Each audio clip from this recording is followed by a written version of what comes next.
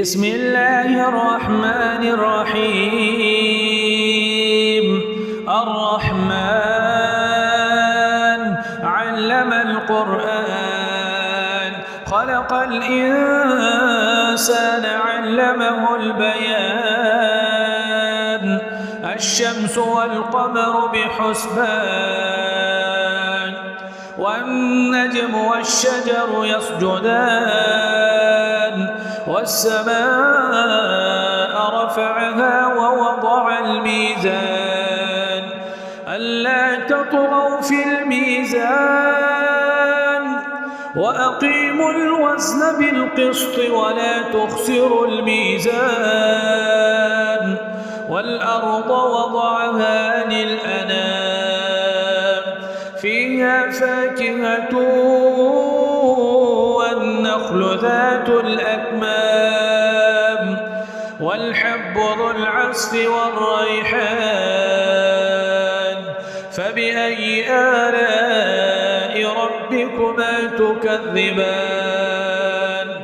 خلق الإنسان من صلصال كالفخار، وخلق الجن من مارج من نار. فبأي آلاء ربكما تكذبان؟ رب المشرقين ورب المغربين. فبأي آلاء ربكما تكذبان؟ مرج البحرين يلتقيان بينهما برزخ لا يبغيان. فبأي آلاء ربكما تكذبان؟ يخرج منهما اللؤلؤ والمرجان. فبأي آلاء ربكما تكذبان؟ وله الجوار المنشآت في البحر كالأعلام. فبأي آلاء ربكما تكذبان؟ كل من عليها فان، ويبقى وجه ربك ذو الجلال والإكرام. فبأي آلاء ربكما تكذبان؟ يسأله من في السماوات والأرض، كل يوم هو في شأن. فبأي آلاء ربكما تكذبان؟ سنفرغ لكم أيها الثقلان. فبأي آلاء ربكما تكذبان؟ يا معشر الجن والإنس إن استطعتم أن تنفذوا من أقطار السماوات والأرض فانفذوا، لا تنفذون إلا بسلطان. فبأي آلاء ربكما تكذبان؟ يرسل عليكما شواظ من نار ونحاس فلا تنتصران.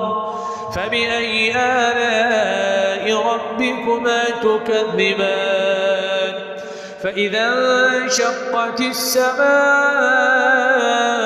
فكانت وردة كالدهان. فبأي آلاء ربكما تكذبان؟ فيومئذ لا يسأل عن ذنبه إنس ولا جان. فبأي آلاء ربكما تكذبان؟ يعرف المجرمون بسيماهم فيؤخذ بالنواصي والأقدام.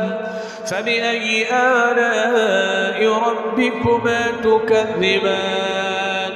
هذه جهنم التي يكذب بها المجرمون، يطوفون بينها وبين حميم آن. فبأي آلاء ربكما تكذبان ولمن خاف مقام ربه جنتان فبأي آلاء ربكما تكذبان ذواتا أفنان فبأي آلاء ربكما تكذبان فيهما عينان تجريان فبأي آلاء ربكما تكذبان فيهما من كل فاكهة زوجان فبأي آلاء ربكما تكذبان متكئين على فرش بطائنها من استبرق وجنى الجنتين دان فبأي آلاء ربكما تكذبان فيهن قاصرات الطرف لم يطمثهن إنس قبلهم ولا جان فبأي آلاء ربكما تكذبان كأنهن الياقوت والمرجان فبأي آلاء ربكما تكذبان هل جزاء الإحسان إلا الإحسان فبأي آلاء ربكما تكذبان ومن دونهما جنتان فبأي آلاء ربكما تكذبان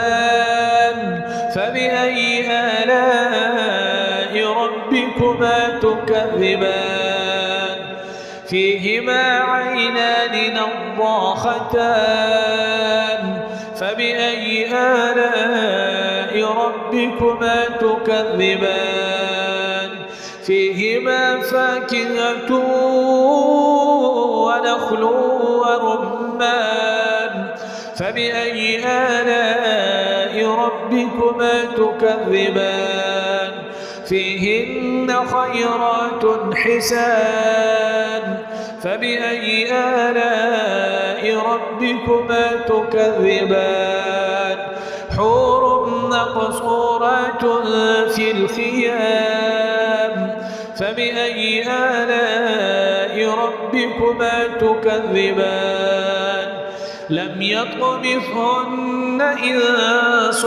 قبلهم ولا جان فبأي آلاء ربكما تكذبان متكئين على رفرف خضر وعبقري حسان فبأي آلاء ربكما تكذبان تبارك اسم ربك ذي الجلال والإكرام